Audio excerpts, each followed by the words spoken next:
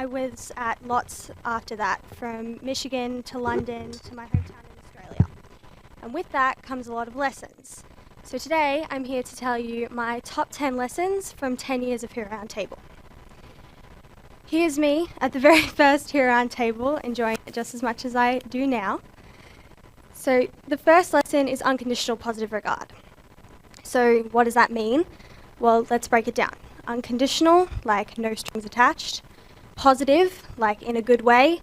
And regard. Well, I'm doing a little bit of French, and that's kind of like the word that means to watch or to look.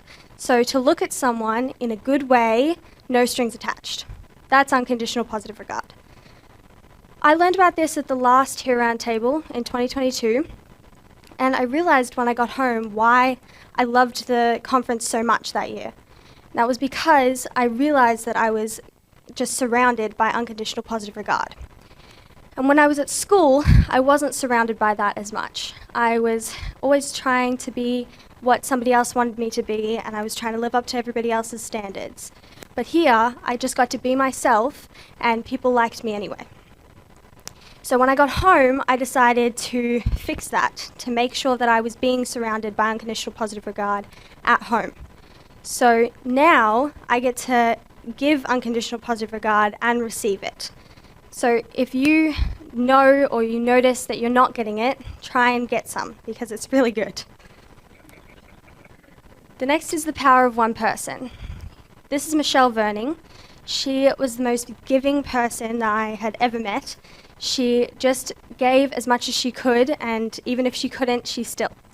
And she talked about the cinnamon circle in her speech when she was at Hero Roundtable, and she talked about how her neighbour came and asked for some cinnamon. And of course, Michelle said yes, here's some cinnamon. And the next day, she went to the beach with her 2 young kids and forgot sunscreen on a hot day. And so she asked somebody else for some sunscreen, and of course, they gave it to her. So she saw that as, I gave something, and I got something in return. Cinnamon circle closed. She continued to give all the way up until the end of her life, and she was the most giving person I've ever met. The next is Phil Zimbardo. He wanted to encourage heroism around the world, and so he started the Heroic Imagination Project, and now he does. He inspires all around the world. This is Kate Austin. She saw that people in Australia who were homeless or just living in poverty didn't have access to hygiene products. So she figured out how she was going to fix that, how she was going to provide it for them.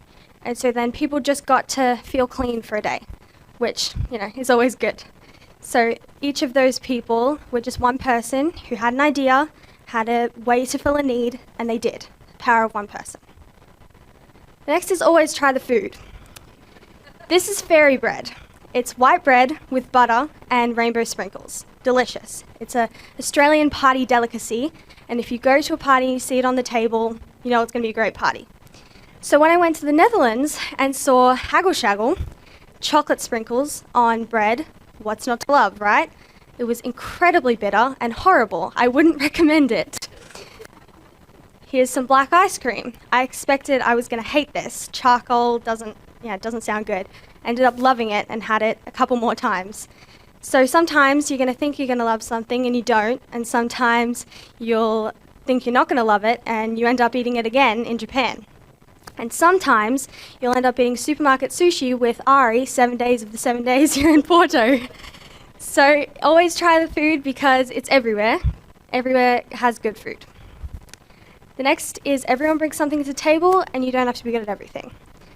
I spend a lot of time thinking I should be good at everything, and I get mad at myself if I'm not. But I realized a good team has people who are good at everything.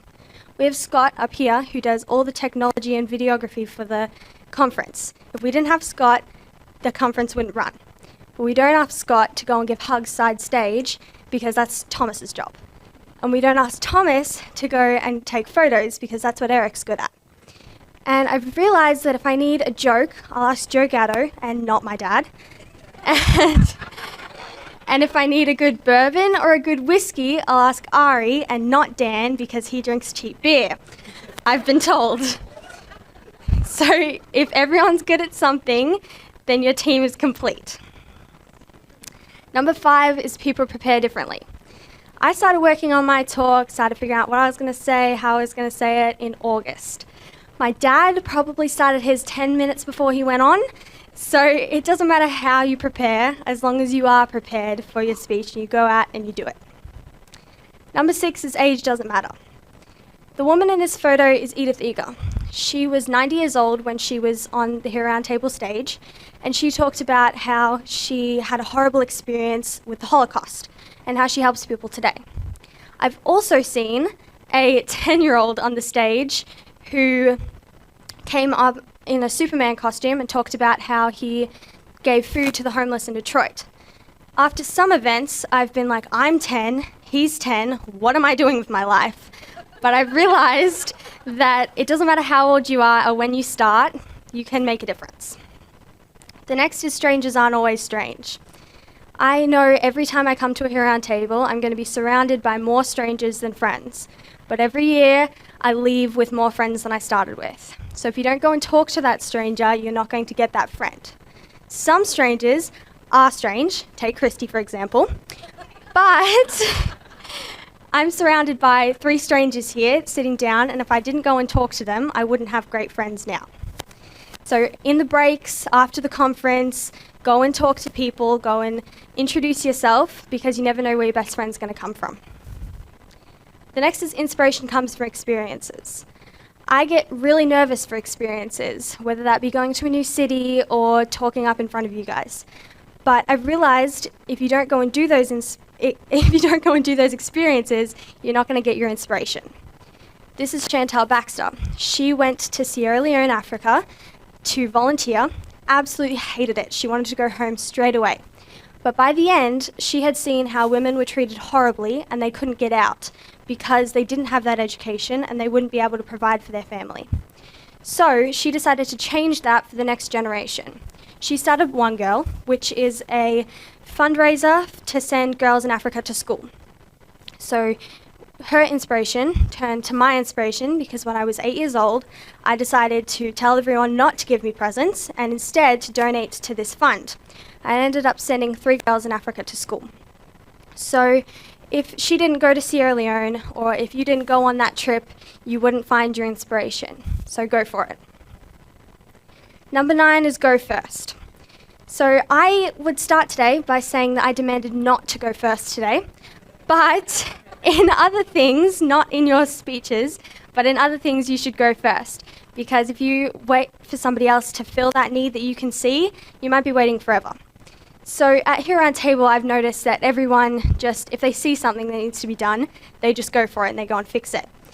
When I was little, one of the Michigan events, we had a photo booth with confetti.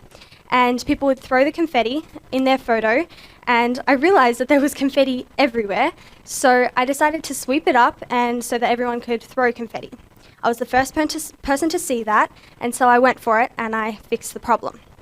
So go first if you see a way to fix something. And the last one, number 10, is hero people are everywhere. We went on a trip for my 9th birthday. We started in Germany and we saw Michelle Verning, talked about heroism. And then we drove down to Vienna and saw Thomas and talked about heroism. And then we finished our trip in Budapest, Hungary, and talked to Georgie about how we can bring her to another event or how we can bring an event to Budapest. So if you have an idea or you want to start heroism, you can find them anywhere you look. So I'll leave you with this, my 10 lessons from 10 years of Hero Roundtable. Thank you.